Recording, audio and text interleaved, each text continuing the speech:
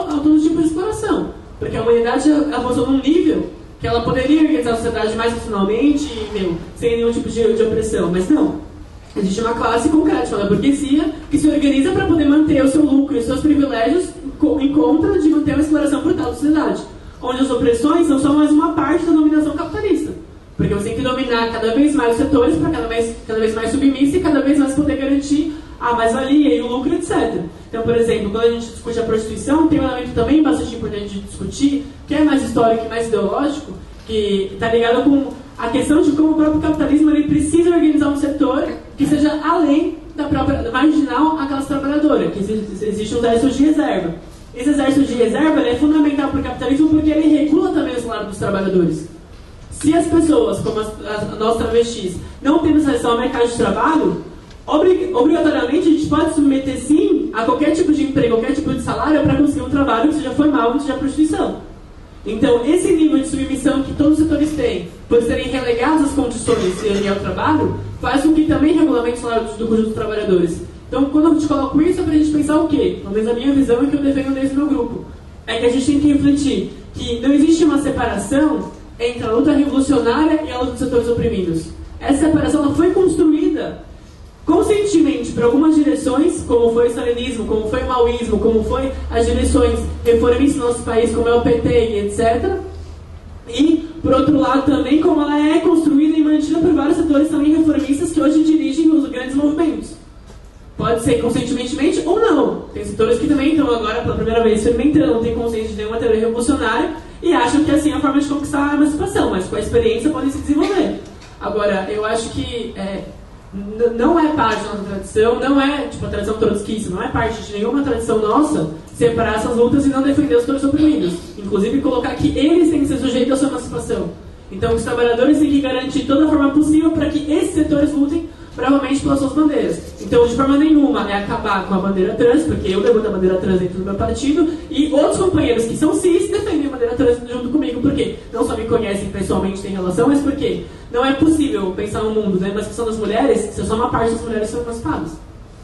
Não é possível pensar no mundo que é emancipado e tudo mais se existe algum setor oprimido ainda sofrendo. Então, assim, não é o nosso ideal pensar que vamos separar as pessoas, etc.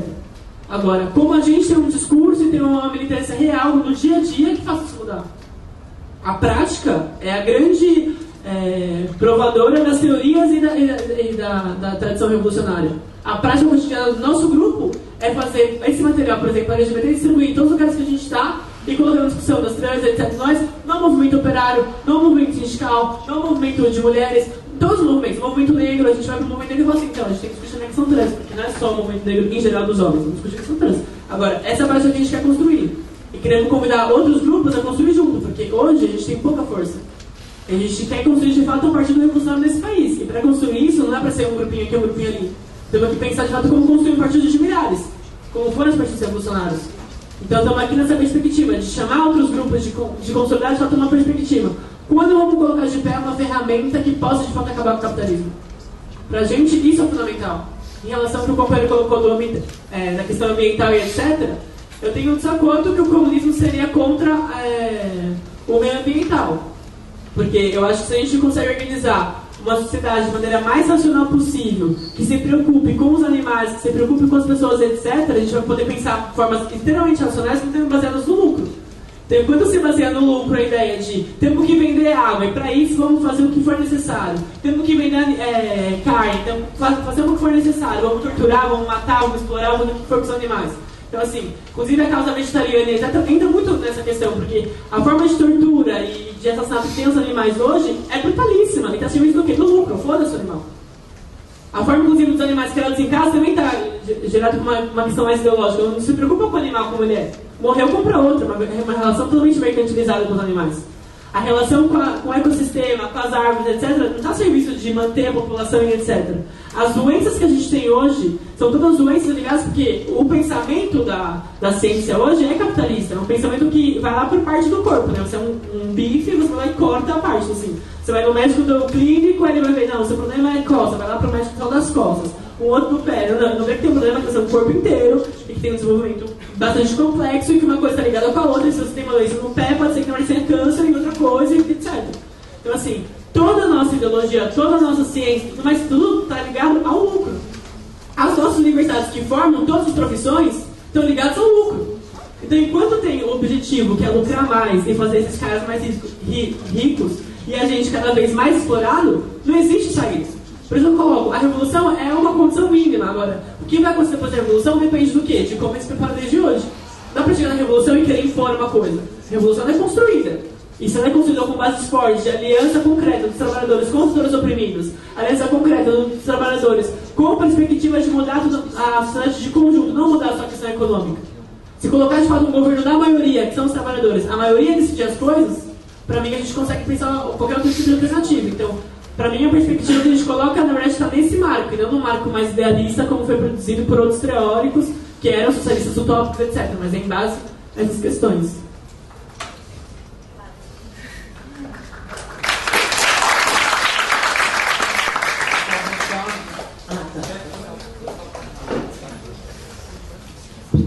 Eu só gostava justamente de falar no tocante à prostituição que você falou, justamente, que é um erro justamente a gente pensar que o tráfico de mulheres, eu vou chamar de tráfico de pessoas,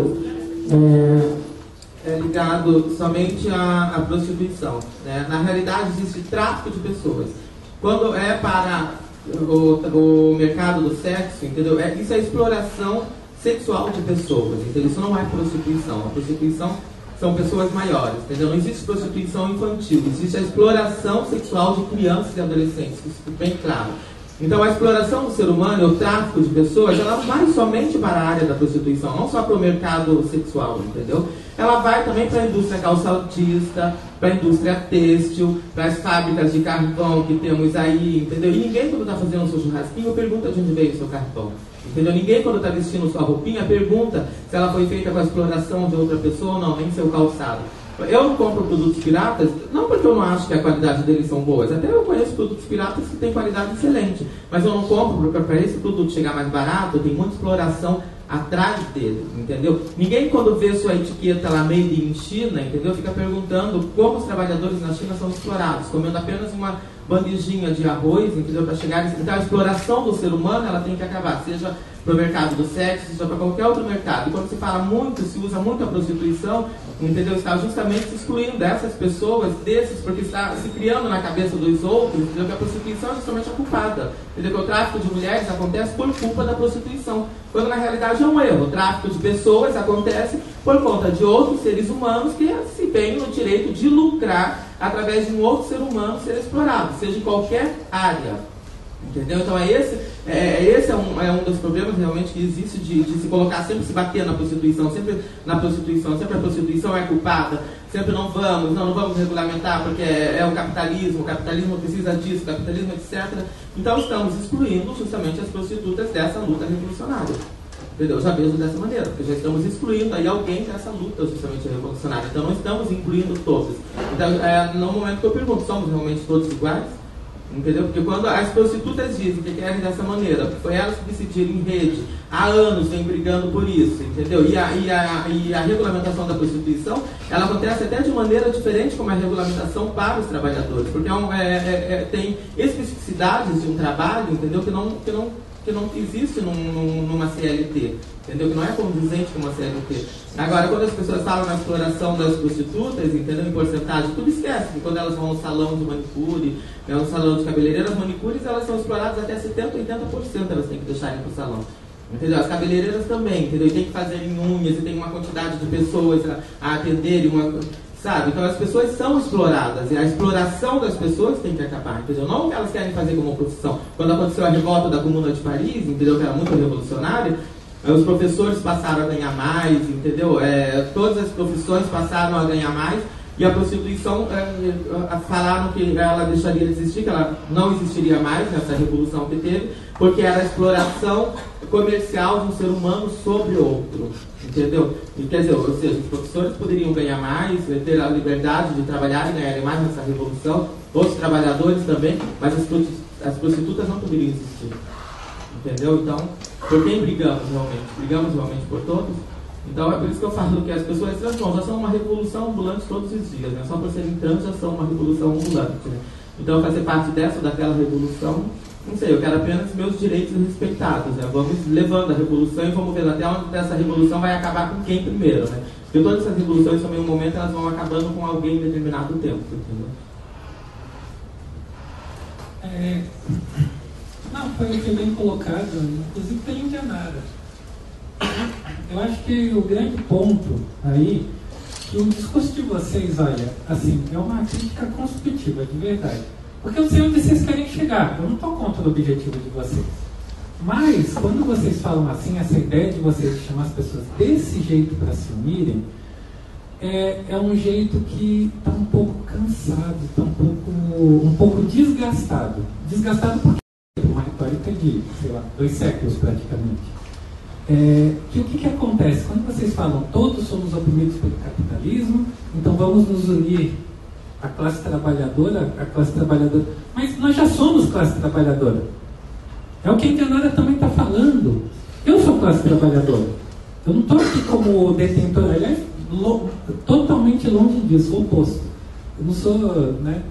Minha força de trabalho anda até, não ando ociosa porque eu milito, mas dizer que a minha força de trabalho está produzindo, né? Porque eu sou trans, mas assim, é uma crítica construtiva, mas assim, afastem seu discurso do somos todos humanos. Quando a gente não desce, a gente critica os coxinhas quando eles falam que somos todos humanos, e a única diferença do discurso de vocês para o deles é que vocês colocam o viés de classe na fala de vocês.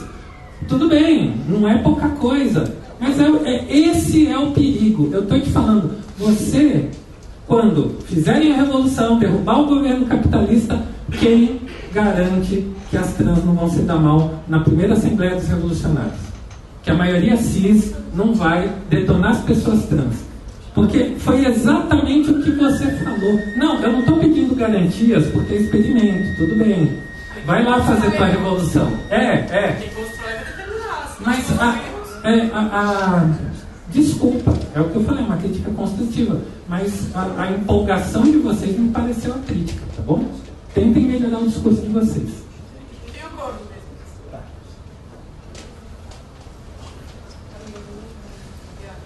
Boa tarde. Eu sou o Léo que estava lá querendo mandar a esquina com a Diana. Só para ilustrar. Outra ilustração. Estão falando muito de revolução? Levanta ali, levanta. Ela é minha mulher, minha namorada. Isso aqui é revolução na rua. Todo dia. Tá? Isso aqui é revolução. É um pouco de revolução. Só para ilustrar a revolução que a gente faz na rua todos os dias. Bom, mas eu não vou meter isso não. Minha fala, na verdade, nem é uma pergunta, é mais uma colocação. Vou falar um pouquinho de identidade, que é a minha área também. Eu sou mãe trans, sou professor, e vou puxar um pouquinho de sardinha para o meu lado. Quase não foi falado de homem trans aqui, né, gente? A mesa sobre a transexualidade, e mais uma vez, foi visibilizado os homens trans. Até na fala de algumas pessoas, não são as trans, são as pessoas trans, porque aí engloba todas as identidades trans, não só os homens trans, como as pessoas transgêneras também. Então a gente tem que tomar cuidado para quando for falar, não excluir e nem deixar de abraçar outras pessoas. Então, quando for falar, eu vou falar em pessoas trans que engloba todo mundo. E o que eu tenho percebido, eu tenho falado isso em outros lugares, a questão não é invisibilidade. Tem várias pessoas trans aqui. Vocês estão nos vendo. Todo mundo está me vendo, está vendo a Leila, está vendo a Janara, está vendo todo mundo.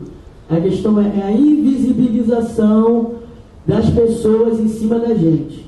Tá?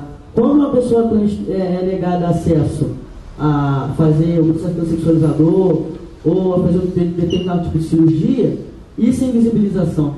Isso é invisibilização da nossa identidade, da minha identidade como pessoa trans, da minha identidade como homem trans. Por que a cirurgia para as mulheres trans pode e para o homem trans não pode, a genital?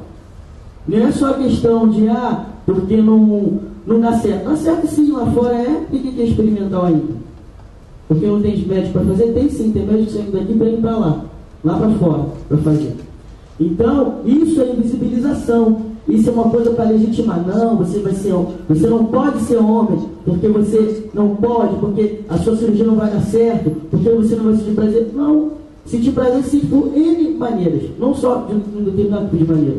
Ser homem e mulher está na cabeça da gente, não está só apenas no nosso corpo. Ser homem e mulher vai além de muita coisa, muita coisa. A identidade de gênero de cada pessoa perpassa até da teoria do que está escrito de que é identidade de gênero. Porque as masculinidades e as feminilidades são construídas a todo momento. Então eu também fico chateado um pouco quando alguns movimentos, inclusive feministas, não estou querendo falar mal, nada disso, porque eu me considero um homem feminista. Não teria como não ser, né? Meu passado está aí para mostrar para mim a todo momento isso. Mas a questão é que você não pode condenar todo o homem, porque existem homens e homens.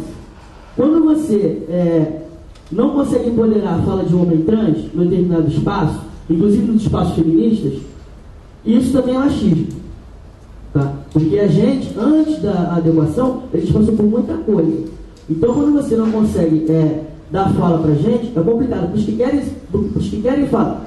Então o que eu estou querendo dizer com isso aqui? As construções das masculinidades, assim como das feminilidades, elas têm legitimidade na construção de cada pessoa, de cada identidade. Eu digo identidade de gênero, porque o gênero para mim, enfim, não vou entrar nesse mérito, mas o gênero para mim é construído, e também não é aquilo que está escrito lá. Mas a construção das masculinidades, nem todas elas perpassam pelo padrão normativo do que é ser homem. Então você não pode detonar e cagar regra em todos os homens, em todas as mulheres, porque todo homem é diferente. Então quando você fala mal de um homem, você tem que ver que homem é esse. É homem cis normativo? Tem homem cis que não é normativo, como também tem homem cis que também é homem trans que é normativo. Então eu acho que a gente tem que ver para que a gente está indo contra. É contra esse homem que está aí, que é capitalista, que é burguês, e que é homofóbico, transfóbico, lesbofóbico, ou é contra um homem, ou até uma mulher também, porque mulher também é machista, vou ser realista, porque também ou é por essa pessoa que está aí, tem a construção dela de gênero, feminilidade e masculinidade, mas que, da maneira dela, está detonando com o sistema do jeito dela. Então, a gente tem que pensar como que a gente vai fazer esse discurso de ser contra uma pessoa, independente da identidade. Porque não é porque a pessoa é homem que ela vai reproduzir todas as normas, e não é porque ela é mulher que ela vai aceitar tudo. É por isso que eu gosto muito da família indianária, porque realmente nós pessoas trans, não é porque eu sou trans, não. Mas também, sim, porque eu sou. É a minha vida.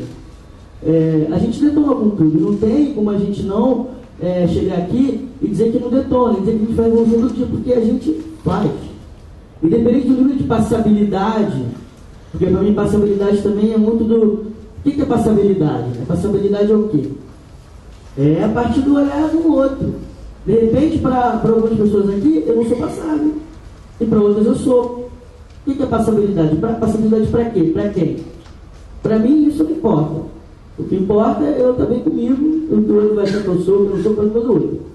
Então, a minha fala não é mais de fazer vocês pensarem que realmente tem que fazer essa desconstrução, mas tem que saber para quem é essa luta. A luta não é para o homem ou para o sistema certinho que está cagando regra em cima da gente. Aí eu falo do LGBT em geral. Não dá para a gente só dizer que uma pessoa só é errada, aquela normatização é errada. Tem que ver o que aquela pessoa está querendo dizer para a gente. Nem sempre é só o homem que é errado. O homem que eu digo, o homem XX, né? O homem cis. Não só ele. Existem homens trans que reproduzem toda uma norma. Eles têm o direito? Tem. Assim como homens cis também tem. Mas a gente tem que ver para quem a gente está levando esse discurso. Não estou aqui querendo dizer que é errado, nada. É só um pensamento que eu venho construindo há um tempo e agora estou começando a falar isso do espaço.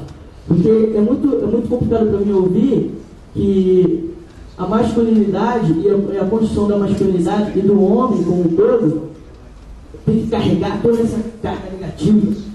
Realmente tem que carregar, porque o homem, né, realmente, através de patriarcado e tudo mais, é que fazem todas essas violências. Mas não é todo homem não, gente. Não esqueça da trajetória do homem trans. É só isso.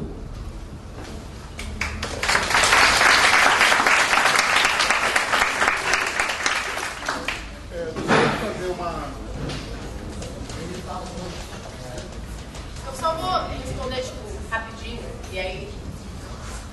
Você pode me escutar, né? Se eu falo assim? Pode me escutar? Tá. Primeiro eu queria, tipo, me desculpar, como eu falei, eu sou dos Estados Unidos, estou aqui há, tipo, menos de 6 meses. Então fui eu que falei pessoas trans, porque eu tô traduzindo do inglês, né?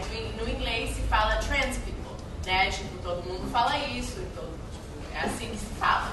Trans people. Então, tá, então, tava falando dos pessoas trans. Parece que o errado é as trans. Eu acho que tá, mas as trans tá bom. Deixa eu falar. As trans, mulheres trans não precisam de homens sexuais. Então não engloba tudo. Eu falei que estava certo. Legal. Tá bom, então. Não, retiro a minha desculpa. Mas também eu só queria falar uma coisa rapidinho, né? É que eu acho certo colocar que, tipo, a culpa do tipo, machismo não é, tipo, um homem. Tipo, não podemos dizer, esse homem, tipo, lá, sua culpa, todo. Não, tipo, nós temos que olhar nos sistemas, né? Assim, nós temos que olhar, tipo, tem sistemas que somos contra, né? Então, tipo, somos contra o sistema patriarcal, que tem toda uma história, né? Por que o sistema patriarcal existe, né? Existe um sistema patriarcal heteronormativo, transfóbico, né? Por quê? Para naturalizar uma forma de organização, que é uma forma que beneficia o Estado capitalista, né? Porque, por exemplo, para naturalizar, tipo, uma mulher e um homem juntos, tipo, se casam, monogâmicos, lá, e aí, tipo, para naturalizar que, tipo, que é biológico uma mulher ficar em casa, lavar roupa, criar filhos, tipo, naturalizar uma ideia biológica, tipo. Então, a transfobia, a homofobia, tipo, surge como parte de um sistema. Então, eu acho certo colocar que, tipo, a culpa não é, tipo, de um homem machista. Não, assim, vivemos em sistemas. Então, eu só queria colocar isso rapidinho. Então, acho que a minha pergunta vai mais diretamente para a Virgínia, que falou sobre essa questão de processo revolucionário e tal.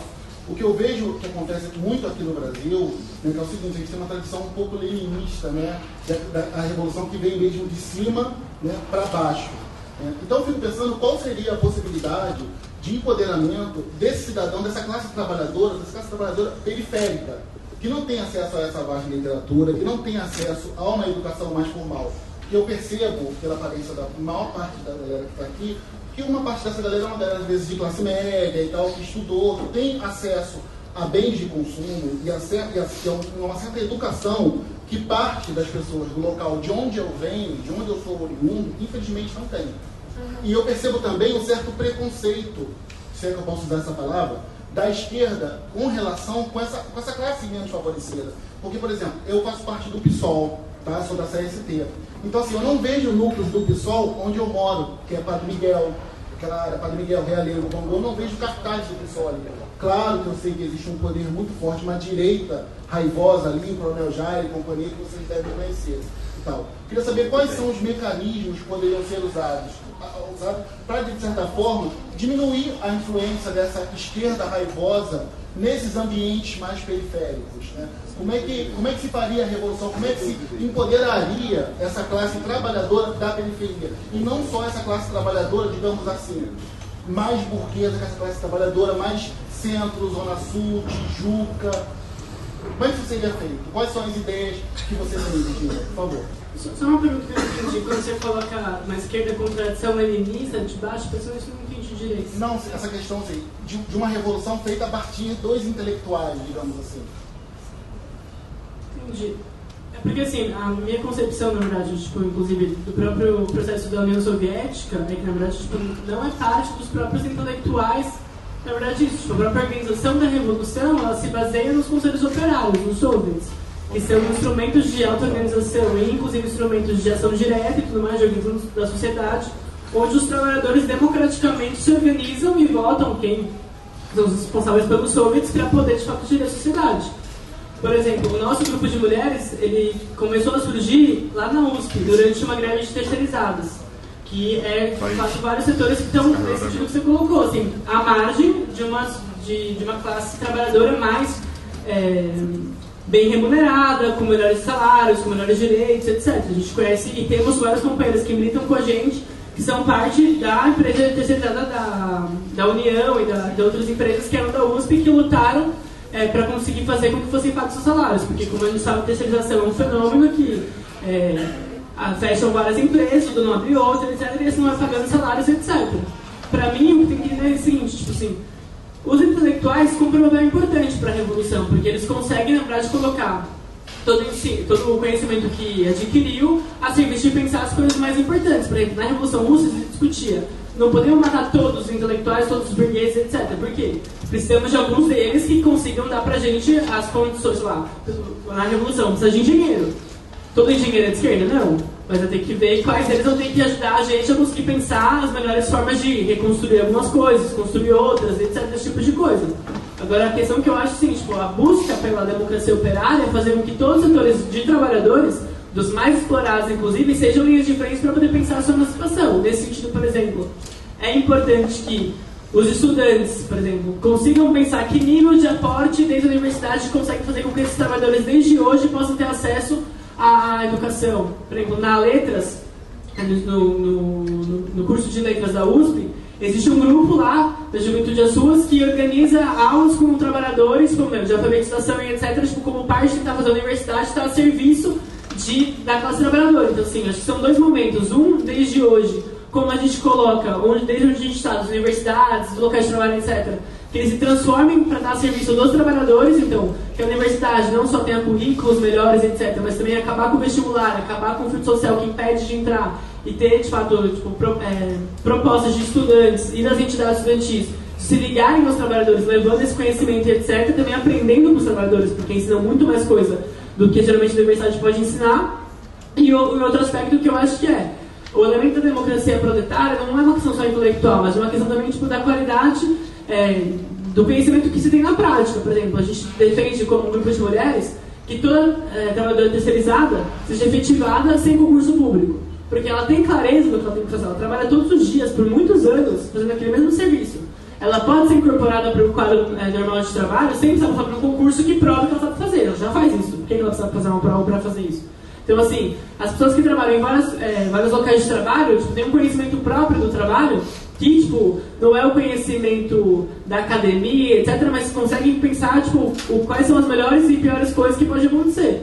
Por isso a gente defende, por exemplo, desde hoje um programa que coloca os trabalhadores como quem tem que gerir todo o serviço da sociedade. Então a gente luta, por exemplo, no metrô de São Paulo, na greve que teve agora. A gente teria defendido que os metroviários tinham que tomar nas suas mãos o problema dos transportes e poder resolver isso. Desde o trabalhador terceirizado do metrô até o trabalhador que dirige o trem. A gente acha que tem que ser, por uma forma bastante democrática, a gente pensar como de fato pode resolver o problema dos transportes. Quem melhor do que os trabalhadores que estão lá todos os dias, acompanhando o drama do tempo que demora, acompanhando os problemas que tem de manutenção, os problemas que tem de assédio moral, de assédio sexual, etc., que tem dentro do metrô, quem é melhor do que eles mesmos para poder responder isso? Então, para mim, o elemento da auto-organização faz com que os trabalhadores consigam, de conjunto, pensar como gerir a sociedade, daí fazer equipes e ter relações que consigam, de fato, pensar essa relação. Eu acho que a esquerda no Brasil, na verdade, não tem uma tradição leninista. Na verdade, eu tenho um pouco de desacordo com essa caracterização. Para mim, a esquerda tem uma tradição bastante de processos como o chavismo, tipo, processo, na verdade, ligado a uma esquerda mais democrática, mas pensar muito o campo democrático mesmo um campo de classe. Então, por exemplo, a gente vê que o PT, o surgimento do PT, onde muita parte da esquerda surgiu desse mesmo partido, você vê claramente que o PSOL, por exemplo, mesmo que tenha alas que tenham posições diferentes, segue um jeito de militar muito petista, assim. Na verdade, tipo, hoje o PSOL se apresenta como um partido que vai fazer o que o PT não fez, mas não se apresenta como um partido revolucionário. Tipo, assim que ele se apresenta enquanto ala majoritária, que antes tinha o Randolph, agora trocou, mas de conteúdo de partido é o mesmo, é um partido que não tem um conteúdo de classe. Não está com a raizada da classe trabalhadora organizando a revolução diretamente. É um partido que, na verdade, tem um caráter de classe mais pequeno burguês, que está mais ligado às universidades, etc. E que, na verdade, tipo, Tipo, não tem um grande relação com a classe trabalhadora. É um partido que é de intelectuais, tipo o Jean Willis, são intelectuais do partido, são diretamente trabalhadores que estão lá fazendo política revolucionária. Agora, o PT, ele deixou uma tradição forte na nossa esquerda. A gente tem, por exemplo, o PSTU também, que é um outro partido que tem um modo petista de militar muito profundo, assim. Você vê que é uma reprodução em vários momentos da própria lógica de atuação, de sindicalismo, de propaganda e etc. Mas não tem uma política revolucionária de colocar os trabalhadores como... Os trabalhadores têm que fazer política, os trabalhadores têm que organizar a sociedade, os trabalhadores têm que tomar o poder, os trabalhadores, enquanto sujeito político, têm que fazer esse papel. Então, para mim, a esquerda no nosso país ela tem uma tradição que é uma tradição que não segue o exemplo da Revolução Russa. Não pensa a auto-organização como estratégia soviética. Não pensa no elemento de auto-organização dos trabalhadores falarem por si mesmos, os trabalhadores organizarem-se por si mesmos, eles de fato emancipar a sociedade. Por isso que a gente discute, assim, às vezes é um pouco polêmico, a outra companheira colocou de como a gente fazer o chamado em relação, etc. Porque a gente fala abertamente que a gente fala, o sujeito revolucionário dessa sociedade são os trabalhadores. E a gente quer que os trabalhadores carreguem nas suas mãos as bandeiras dos mais oprimidos, porque o papel social que cumpre a classe trabalhadora, não só por ser maioria, mas também pelo papel estratégico que na produção, os trabalhadores paralisam o mundo, nada acontece. Quando os garis do Rio de Janeiro fizeram a paralisação deles aqui, que foi histórico, o Brasil inteiro vibrou quando tiveram a vitória, demonstrou claramente que se os garis param, não tem mais recolhimento de lixo, não tem mais funcionamento, não tem limpeza urbana. O Põe Rosas foi um dos poucos grupos que tiveram lá desde o começo da greve, atuaram e tudo mais. Então, assim, é parte da nossa tradição que a gente quer forjar uma nova tradição do nosso país, de uma esquerda que de fato se liga aos trabalhadores organicamente, não só fala em discurso, né? Falar que os trabalhadores são bonitinhos, etc. Mas como a gente é parte da luta de classe, como a gente é parte de forjar de fato um momento revolucionário a partir dos trabalhadores de fato defenderem suas bandeiras. Então a gente quer colocar os trabalhadores têm o poder de hegemonia proletária. Isso quer dizer o quê? Eles têm o poder de arrastar consigo outras classes sociais. Por isso a gente está na universidade, porque a universidade hoje tem um caráter mais pequeno burguês, não de trabalhadores, mas a gente estava por quê? Querendo disputar jovens, corações imensos que vão falar, não, estamos com os trabalhadores contra a burguesia, vamos lutar para outra universidade, vamos lutar por outra educação, vamos lutar por tudo isso e vamos apoiar um lado, que é o dos trabalhadores. E quando tiver que lutar de fato, vão estar lá os trabalhadores. Então estamos lá para disputar quem está na universidade. Assim como a gente vai para um momento operário para falar, então vocês têm que fazer uma propaganda que consiga fazer outros setores virem junto com vocês. Então vocês têm que defender os homossexuais, porque tem que fazer com que eles se sintam representados quando for defender os trabalhadores. Tem que ter esse papel, porque infelizmente, como eu coloquei, Stonewall, esses são exemplos que a gente sempre reivindica e coloca aqui, mas são incapazes de mudar e fazer revolução. Uma coisa é a gente pensar a resistência cotidiana que a gente sofre. Obviamente, qualquer trans, pode ser rico ou pobre, sofre minimamente, ou muito mais, né, depende do nível de classe, uma opressão. Tipo, todas as mulheres sofrem opressão, burguesas e proletárias. Agora, as que podem de fato resolver o problema de conjunto da sociedade são só as proletárias. Arrastando junto consigo as outras mulheres. As mulheres pequeno-burguesas, as mulheres as estudantes, as mulheres que não estão numa posição mais chave da sociedade. Por exemplo, quando eu coloco na prostituição, eu não quero fazer um debate moral, tipo, se é trabalho, não é trabalho, eu penso na questão moral, se dedica tempo para fazer, se ganha dinheiro, etc.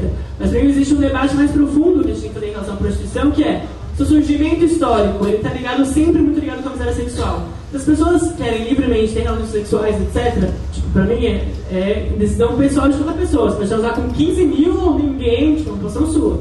Agora, a relação mercantilizada da venda da sexualidade, da venda do exercício da sexualidade, etc., para tratar no termos que você colocou, que eu acho que tipo, ajuda a pensar mais, pra mim, esse exercício tipo, de vender a sua sexualidade, etc., tipo, cotidianamente, etc., primeiro que para muitas mulheres é uma questão obrigatória, não é uma questão de escolha, então já começa com um problema muito mais profundo que isso. Outro, que como ela mesma colocou nas contradições que tem, a gente vê que a prostituição está ligada com a manutenção também da família burguesa. Porque desde a família, que tem o sexo proibido, etc., vai procurar a prostituição. Os homens que também se prostituem estão ligados muito com o mercado LGBT, porque a homossexualidade ela é proibida, tipo, de conjunto para as outras pessoas. Então tem que procurar lá. Então, assim, é sempre um lugar onde as pessoas que têm uma miséria sexual muito grande, fruto da sociedade, têm que buscar.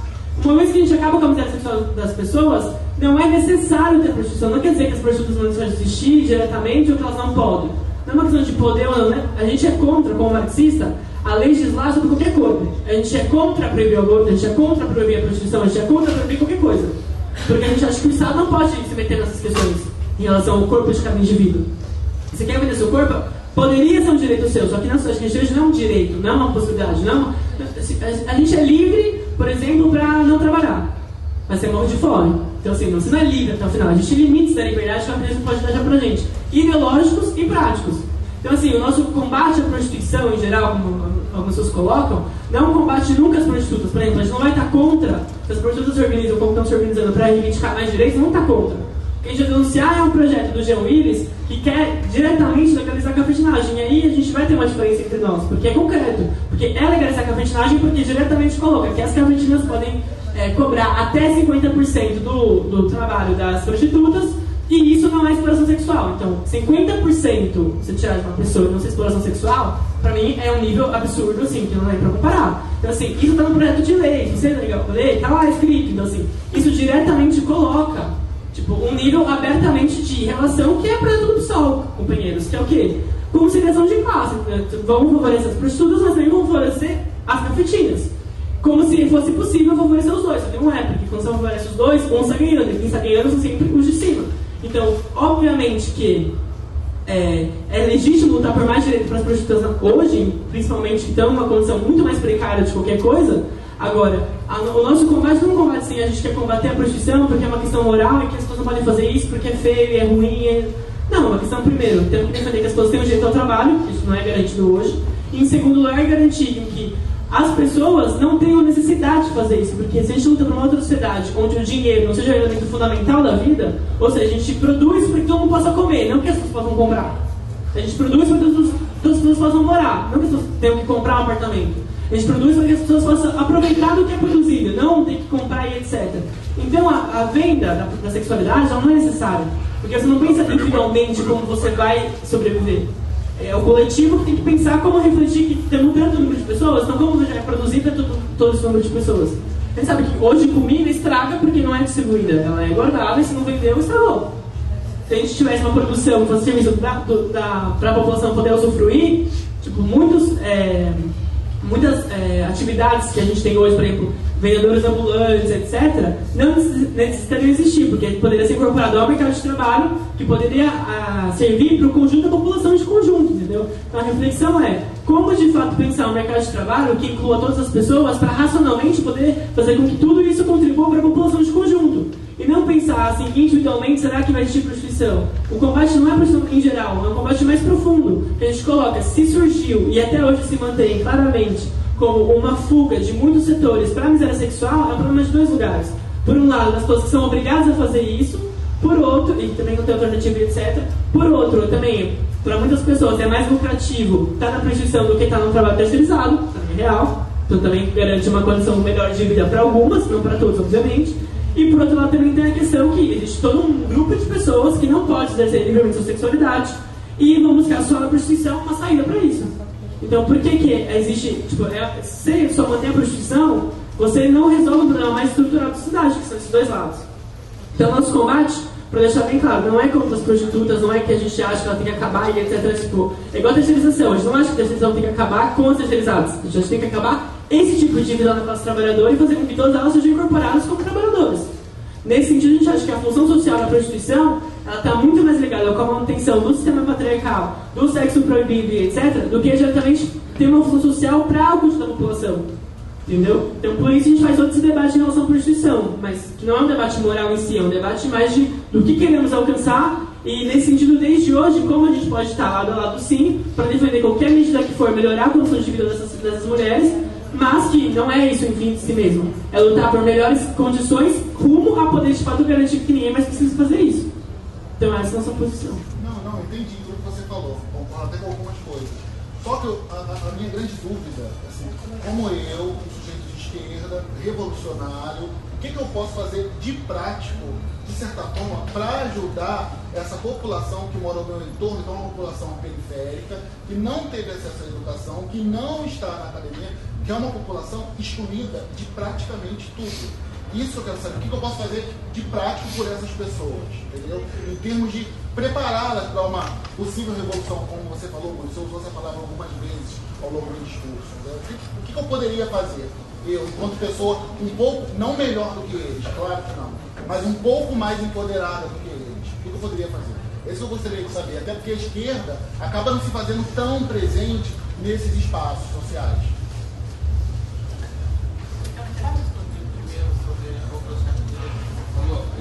Que é assim, primeiro, gente, vou deixar bem claro, não é o projeto de lei do Jean Willis. O Jean Willis é uma porção de resolveu fazer um projeto de lei para regulamentar a prostituição. Já começamos por aí. É um projeto de lei que foi discutido com a rede brasileira de prostitutas. Outra, que não é uma questão de regulamentar a cafetinagem. No nosso entorno, é o que eu chamo de arrogância das pessoas em não conversarem com as prostitutas, entendeu? E não irem procurar saber como é que acontece realmente no nosso entorno. Isso quer dizer que nós já temos esses acordos com as pessoas, não é regulamentar a cafetinagem. As pessoas falam, fica parecendo assim, que a dona ou o dono da casa de prostituição vai pegar 50% da prostituta e pronto, acabou. É dessa maneira que as pessoas falam, não. Na realidade é 50%, mas tem toda uma prestação de serviços ali que é colocada, entendeu? É o local para trabalhar, são as toalhas, são todos esses produtos com os quais nós gastamos quando não temos esses lugares, ou quando o lugar é nosso mesmo, nós mesmos gastamos, e aí o dinheiro é todo nosso, claro, porque o local é só para uma pessoa atender. Se eu atendo no meu apartamento, eu tenho todo o gasto com sabonete, com toalhas para limpar essas toalhas, lençóis, etc. Eu atendo ali no meu local, eu que pago o aluguel, eu que pago a luz, eu que pago tudo, normal, que os 100% do que eu trabalho seja meu. Entendeu? Quando eu trabalho em uma casa de prostituição, entendeu? Ali quem arca com eletricidade, com todos esses aparatos, são toalhas, etc., é o proprietário ou a proprietária da casa. Então aí vai um acordo entre pessoas. Nós temos acordo que são de 20%, nós temos acordo que são de 30%, que podem chegar até 50%, ou seja, você não leva nada teu, eles dão tudo, entendeu? Com toda a estrutura. E aí pode chegar até 50%, entendeu? E o projeto de lei justamente diz isso, porque existem lugares que cobram também, como cobram das manicure, 70%, entendeu? Tem muitos lugares onde as pessoas acabam colocando muitas dívidas para essas pessoas que elas não conseguem pagar e acabam sendo exploradas, então justamente para acabar com essa exploração. 1% ou 50,0001% já vai ser considerado exploração, entendeu? Então, para que parem com essa ideia de regulamentar a cafetinagem, regulamentar cafetinas, regulamentar cafetões, entendeu? Que não é bem dessa maneira, que é colocado só essa visão para as pessoas e as pessoas ficam com essa ideia na cabeça. Então, elas não ganham nada, entendeu? Em contrapartida, elas são apenas exploradas. Não é bem assim, entendeu? Que fique bem claro, as pessoas entram com uma estrutura, assim como existem aí os motéis e os hotéis, entendeu? E é cobrada uma taxa, entendeu? Do cliente que é pelo quarto, entendeu? É uma porcentagem também, entendeu? Então vamos parar com essa visão de que é regulamentar o cafetão, regulamentar a cafetina, aí começa justamente a colocar outra vez em cima das prostitutas toda essa questão que é sim uma questão moral. Sinto muito, mas é apenas uma questão moral querer justamente regular o corpo e o sexo das pessoas, entendeu? Controlar o sexo das pessoas, entendeu? A sexualidade livre, se é por prazer, não pode ser cobrada. Tá, mas eu, sinceramente, se eu sair com uma pessoa, entendeu? For só pelo prazer, quem me garante que eu vou gozar? Quem me garante que eu vou ter prazer, entendeu? Ao menos eu tô cobrando, ao menos eu tô ganhando, entendeu? Se eu não tiver prazer, foda-se, ao menos eu tenho dinheiro que vai me dar outros prazeres, entendeu? Então o gozo também não é garantido, entendeu? Ele é uma incógnita. Entendeu? Então é sim uma questão moral. Se bate tanto na prostituição justamente por uma questão moral. Por isso que sempre se fala do tráfico de pessoas, sempre se fala tráfico de pessoas para a prostituição. Por que não se fala o tráfico de pessoas também para a indústria têxtil, para a indústria calçadista, entendeu? Para os restaurantes que estão aí, entendeu? Sabe, tem que se tocar também nesse... Então vamos falar de todos esses assuntos. Vamos falar do seu churrasquinho lá, com que carvão é feito, da roupinha que você está usando. Vamos falar disso, porque tem que sempre se atacar sempre as prostitutas. Então é uma questão moral. Por uma questão moral justamente porque lida com sexo. Sexo é sujo, sexo sujo. É sujo, sexo que é pago é mais sujo ainda. Então é uma questão moral.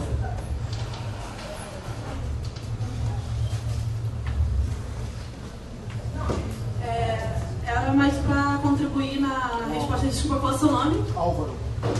Bem, gente, eu sou Fabiane, eu sou estudante de Serviço Social da UERJ, eu faço parte de Mulheres Poemosas. Eu moro no Morro de São Carlos e eu estou há 2 anos na universidade. Então todo esse debate, esse assunto é muito novo para mim também, muito mais para as pessoas que moram no Morro de São Carlos, que hoje em dia é ocupado militarmente. Então, por exemplo, eu vou dar um exemplo que ele perguntou como a gente pode fazer, quais são as estratégias que a gente pode fazer para levar esses debates para os espaços que a gente está. Por exemplo, no Serviço Social da UERJ é um curso majoritariamente feminino, majoritariamente negro, é um curso a maioria da galera mora em São Gonçalo, no Campo Grande, é um curso majoritariamente de classe trabalhadora mesmo, tanto que o curso é noturno, é voltado para a galera que trabalha o dia inteiro.